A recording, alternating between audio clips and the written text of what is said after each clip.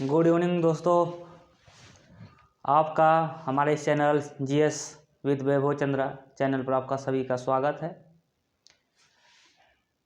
और आज हम आपको पढ़ाएंगे न्यूट्रिशन। न्यूट्रिशन क्या है, हिंदी में इसे हम लोग पोषण कहते हैं। पोषण क्या है, आइए इसके विषय हम जानते हैं। पहले पोषण की परिभाषा जानते हैं कि पोषण किसे कहते हैं। पोषण के अंतर्गत जो हम भोजन खाते हैं और भोजन में उपस्थित पोषक तत्व को ही हम लोग पोषण कहते हैं। इन पोषक तत्वों को हम किस प्रकार से ग्रहण करते हैं और उनका पाचन किस प्रकार से होता है और उस पोषक तत्व से हम किस प्रकार एनर्जी अर्थात ऊर्जा को अवशोषित करते हैं, इन्हीं का अध्ययन ही कहलाता है पोषण। सामान्य शब्दों में समझा जाए तो जो हम खाना खाते हैं और खाने में जो उपस्थित पोषक तत्व होता है उनका ही अध्ययन करना पोषण कहलाता है। अब यहाँ पर हम एक शब्द उपयोग किए हैं, पोषक तत्व। अब पोषक तत्व क्या होता है, तो मेरे प्रिय छात्रों, जैसा कि हम जानते हैं कि हम कक्षा 5 से ही पोषण और पोषक तत्व पढ़ते आए हैं। तो पोषक तत्व उसे कहते हैं जो हमारे शरीर को पोषण प्रदान करता है। ऐसे तत्व जो हमारे शरीर को पोषण प्रदान करते हैं उन तत्वों को हम पोषक तत्व कहते हैं। तो 6 प्रकार के पोषक तत्व होते हैं। 6 प्रकार के पोषक तत्व होते हैं। आइए हम इसको नोट करते हैं। पहला पोषक तत्व होता है विटामिन, दूसरे होते हैं प्रोटीन, तीसरे होते हैं वसा, चौथे होते हैं खनिज लवण,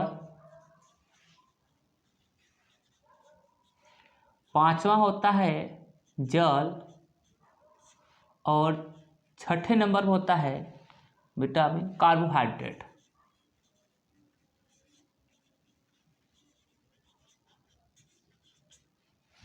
ये 6 प्रकार के पोषक तत्व होते हैं।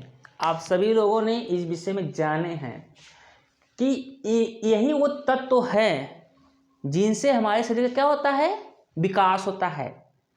अब देखिए इनका अध्ययन कैसे किया जाता है। विस्तृत जानकारी आपको चाहिए तो आप कमेंट बॉक्स में कमेंट कीजिए और बताइए इसमें किस टॉपिक पर हमें वीडियो को बनाना है। तो हम बस आज शॉर्ट में समझेंगे क्या चीज़ है। इनमें से किनका पाचन हमारे शरीर में होता है और ऐसे कौन से तत्व हैं जिन्हें कि हम आवश्यक रूप में लेते हैं और जिनका हमारे शरीर में पाचन होता है। देखिए पाचन, इन 6 तत्वों में सभी का पाचन हमारे शरीर में नहीं होता है। सिर्फ 3 ही तत्व हैं जिनका हमारे शरीर में पाचन होता है, वो प्रोटीन, वसा और कार्बोहाइड्रेट। ये ऐसे तत्व हैं जिनका कि हमारे शरीर में पाचन होता है और बाकी का शरीर में हमारा पाचन नहीं होता है। विटामिन का पाचन नहीं होता है, खनिज लवण का पाचन नहीं होता है, जल का पाचन नहीं होता है। इनका हमारे शरीर में पाचन नहीं होता है। आप पढ़े होंगे कि हमारा प्रोटीन का पाचन करने वाले एंजाइम है, वसा का पाचन करने वाले एंजाइम होते हैं, कार्बोहाइड्रेट का पाचन करने वाले एंजाइम होते हैं। लेकिन आपने कभी देखा है कि विटामिन को पचाने वाले एंजाइम होते हैं, जल को पचाने वाले एंजाइम होते हैं, खनिज लवण को पचाने वाले एंजाइम होते हैं? नहीं। तो ये ऐसे तत्व हैं, ये 6 ऐसे तत्व हैं जो कि हमारे शरीर को पोषण प्रदान करते हैं। इन्हीं का अध्ययन कहलाता है पोषण। ये मानव कार्यकी के अंतर्गत आता है। आइए हम बात करते हैं अब ये पोषण किस प्रकार से प्रारंभ होता है। हम इन सभी को अपने भोजन के रूप में ग्रहण करते हैं, डाइट के रूप में लेते हैं। सर्वप्रथम मैं एक भोजन का निवाले को रखता हूँ। ये भोजन का निवाला है और ये अपने हाथों से ये मुख गुहा में रखता है और दांत की सहायता से इसे छोटे छोटे टुकड़ों में तोड़ दिया जाता है। हम पाचन पढ़ेंगे। पाचन दो प्रकार से होता है, एक भौतिक पाचन होता है और एक रासायनिक पाचन होता है। पाचन हम देखेंगे तो कितने प्रकार का होता है दोस्तों, तो दो प्रकार से पाचन होता है, भौतिक पाचन होता है और रासायनिक पाचन होता है। भौतिक पाचन और रासायनिक पाचन।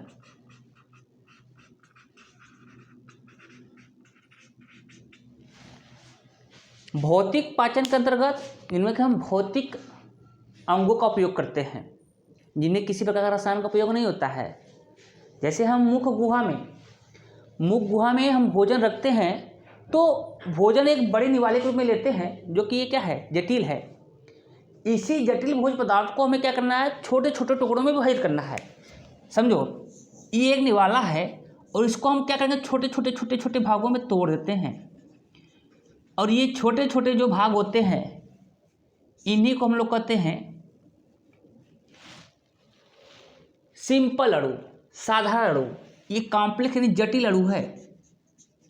जटिल अणु का साधारण अणु में तोड़ना है, यानी सबसे छोटी अणु में तोड़ना ही पाचन कहलाता है। अब ये प्रारंभ कहाँ से होता है, हमारे मुख गुहा से प्रारंभ होता है। जैसे दोस्तों आप लोग भोजन करते हैं, तो आप ध्यान दीजिए, हम जो कैसे भोजन करते हैं, तो हमें पता है कि जैसे मैं भोजन मुंह में रखता हूँ, तो हमारी ये क्रियाएं हैं, भौतिक क्रिया है।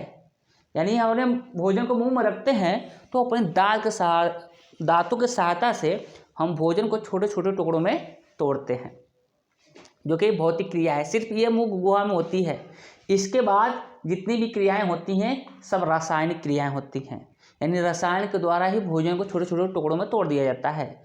उसमें कोई किसी भौतिक अंग की आवश्यकता नहीं होती है, केवल रसायन के द्वारा ही भोजन को छोटे छोटे अणुओं में तोड़ दिया जाता है। आइए, मैं भोजन को छोटे छोटे टुकड़ों में तोड़ता हूँ, और ये एक निवाले के रूप में आइसोफेगस यानी ग्रास नली, इसको हिंदी में कहते हैं ग्रास नली। ग्रास नली की सहायता से यह हमारे आमाशय में यानी स्टमक में प्रवेश करता है। अब स्टमक में भोजन 4-5 घंटे रहता है। कितने घंटे रहता है, 4 या 5 घंटे। ये स्टमक में भोजन 4-5 घंटे रहता है। और भोजन को सुरक्षित रखने के लिए इनमें रसायन होते हैं, यानी HCl होता है, हाइड्रोक्लोरिक अम्ल, जो भोजन को सड़ने से बचाता है 5 घंटे।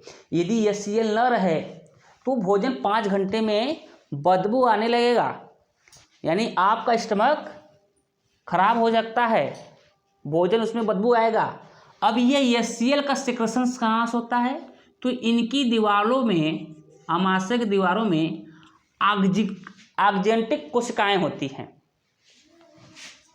आक्जेंटिक कोशिकाएं होती हैं।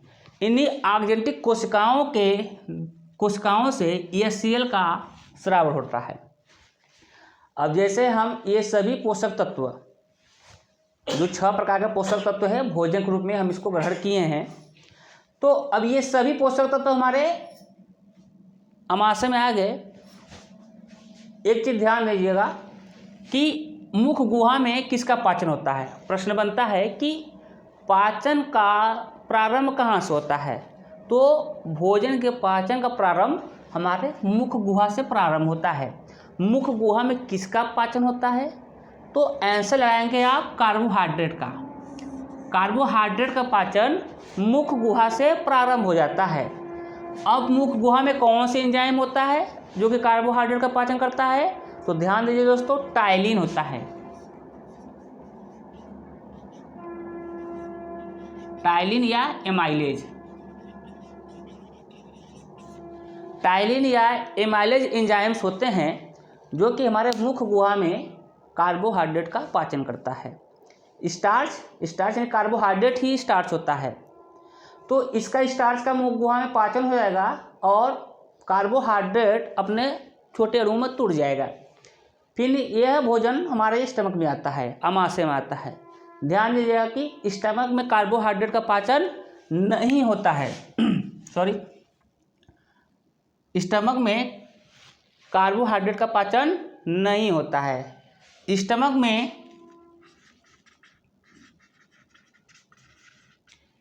में कार्बोहाइड्रेट का पाचन नहीं होता है, इसका पाचन नहीं होगा। और बाकी प्रोटीन का और वसा का, प्रोटीन और वसा का पाचन हमारे स्टमक में होता है। अब यहाँ पर प्रश्न बनता है कि जो छोटे बच्चे होते हैं, जैसे बच्चे यदि 1-2 साल के हैं, तो वो तो कार्बोहाइड्रेट खाते नहीं हैं, सिर्फ दूध पीते हैं, तो दूध का पाचन कैसे होता है?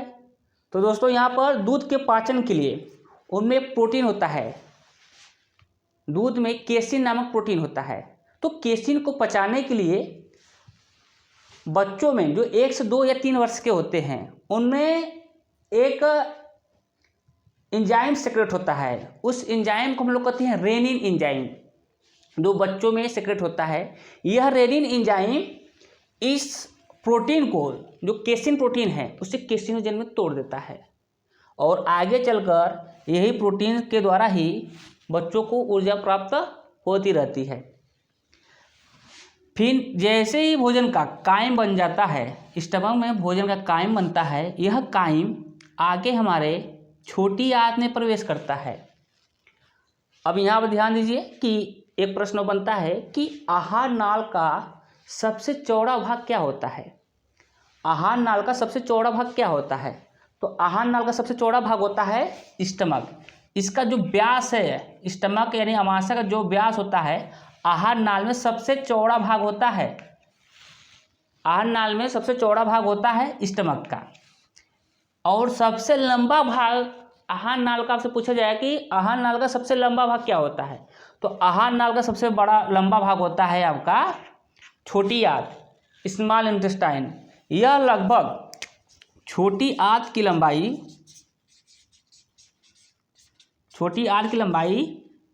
6.5 मीटर से 7.5 मीटर के लगभग होती है, जो आहार नाल के सबसे अधिक लंबी श्रृंखला होती है। भोजन जैसे ही काइम हमारे छोटी आंत में प्रवेश करता है, तो अभी हमारे लीवर से 2 बाइल पिगमेंट यानी पित्त रस सेक्रेशन होता है। जब हमारा ये भोजन आमाशय से छोटी आंत में जाता है, तो यह अम्लीय फॉर्म में होता है। क्यों? क्योंकि यह सेल क्या है? अम्ल है। इसमें भोजन का पाचन होता है, ये अम्लीय फॉर्म में होता है। इसको उदासीन करने के लिए, उदासीनकरण करने के लिए, न्यूट्रल करने के लिए हमारे लीवर से, यकृत से 2 बाइल पिगमेंट सेक्रेशन होता है। एक को बिलीवर्डिन कहते हैं और एक को बिलीरुबिन कहते हैं। बिलीवर्डिन और बिलीरुबिन, इनका निर्माण होता है लीवर में और स्टोर होता है जाकर पित्त रस में, गाल ब्लैडर या पित्त रस में। पित्त रस में जाकर स्टोर होगा और इनका मुख्य भूमिका होता है पायसीकरण में, इमल्सिफिकेशन में। यानी ये जो बाइल पिगमेंट है, वसा को पचाने में महत्वपूर्ण होते हैं। वसा हमारे एक जटिल भोजन होता है और उस वसा को छोटे छोटे ग्लिसरॉल में तोड़ने की क्रिया, वसा का ग्लिसरॉल या ग्लिसरिक अम्ल में तोड़ने की क्रिया ही पायसीकरण कहलाती है या इमल्सिफिकेशन। पायसीकरण या इंग्लिश में भी कहते हैं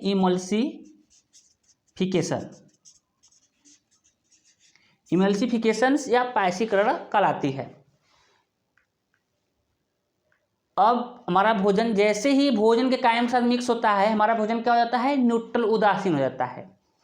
अब इसके बाद पैंक्रियाज से कुछ एंजाइम सिक्रेशन होते हैं, जिसे हम लोग कहते हैं पैंक्रियाटिक एंजाइम्स या पैंक्रियाटिक एंजाइम या अग्न्याशयी रस, हिंदी में इसको अग्न्याशय कहते हैं।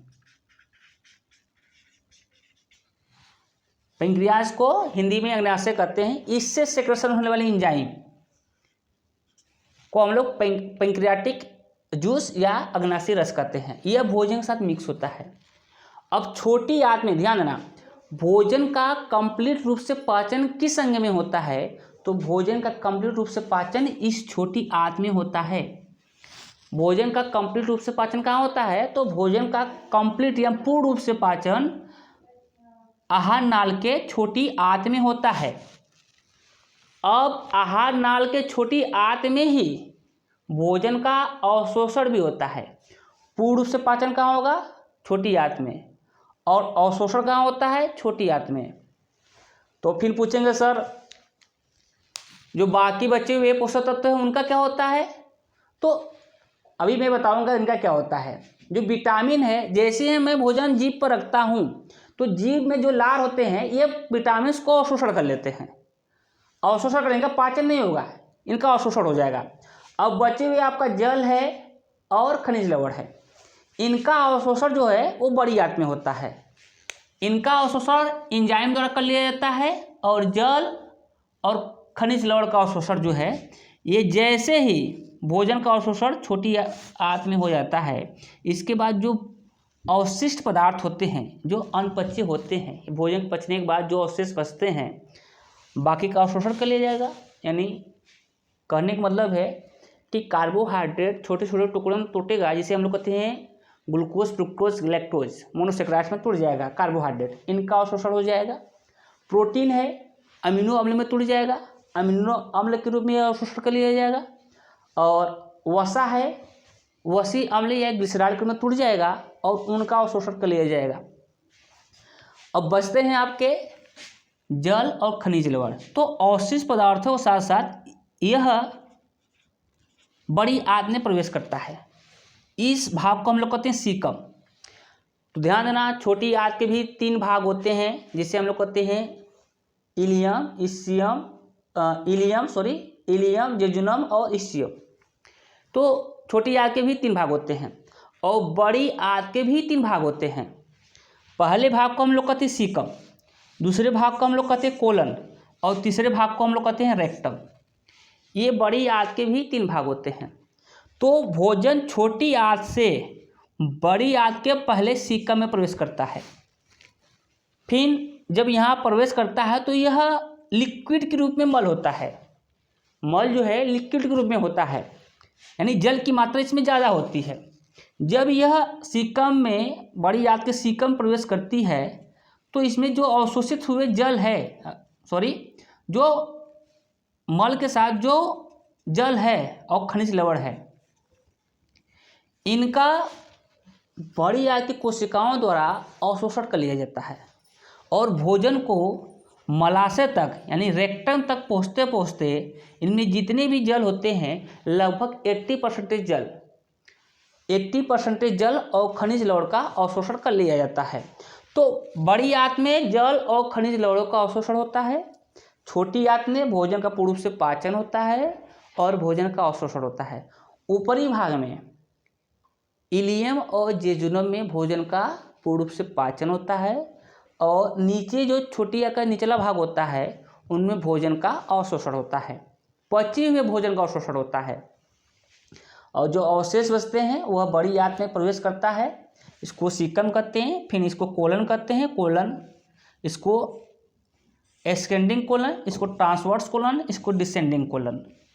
कोलन ध्यान देना, ये सीकम है जहाँ पर बड़ी आंत का पहला भाग सीकम, ये सीकम है जहाँ पर छोटी आंत बड़ी आंत में प्रवेश करती है, इसको सीकम।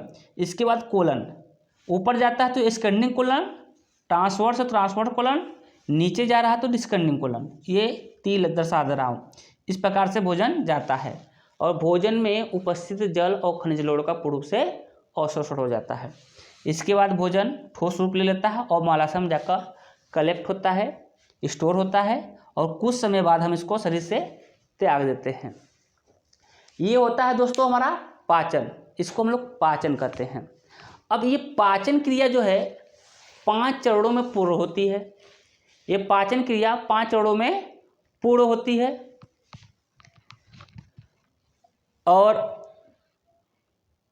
पहला जो चरण होता है, जिसे हम लोग भोजन मुख गुहा में रखते हैं, तो इसको हम लोग कहते हैं अंतर्ग्रहण या इनगेशन, इंग्लिश में इनगेशन या अंतर्ग्रहण। इसके बाद भोजन जाता है, भोजन पचता है, जिसको हम लोग कहते हैं भोजन का पाचन। सेकंड हो गया अंतर्ग्रहण, दूसरा का प्रोसेस होगा, लिख के चल रहा हूँ। पहला अंतर्ग्रहण, दूसरा पाचन। पाचन के बाद क्या होता है दोस्तों, हम बताएं कि अवशोषण। तो तीसरा प्रोसेस होता है अवशोषण। अवशोषण के बाद क्या होता है, स्वांगीकरण। चौथा भाग हो जाएगा स्वांगीकरण, और पांचवा भाग होता है श्वसन। इन सभी प्रोसेस को हम लोग कहते हैं पोषण। यानी इन सब 5 चरणों में पोषण क्रिया पूर्ण होती है और हमारे शरीर को क्या मिलता है, ऊर्जा। यानी यह ऊर्जा के रूप में पचा हुआ भोजन स्टोर होता है। तो दोस्तों इन 5 में आपको जो न समझ में आए आप कमेंट कीजिए और हमारे इस चैनल को सब्सक्राइब कीजिए और बताइए कि आपको कौन सा टॉपिक समझ में नहीं आया। एंजाइम है, मैं आपको एंजाइम्स और हार्मोन्स में अंतर बता दूंगा। कितने बच्चों की ये लगता है कि एंजाइम और हार्मोन्स एक ही होते हैं। तो दोस्तों एंजाइम और हार्मोन्स अलग अलग होते हैं। मैं इसको नेक्स्ट क्लास में आप लोगों को उसको विस्तार से समझा दूंगा कि एंजाइम और हार्मोन्स क्या होते हैं। और जहाँ तक हो सकता है आप हमारे इस चैनल को सब्सक्राइब करें और अपने दोस्तों में, अपने मित्रों में इस वीडियो को शेयर कीजिए और हमारे सब्सक्राइबर्स को बढ़ाइए। धन्यवाद, थैंक यू।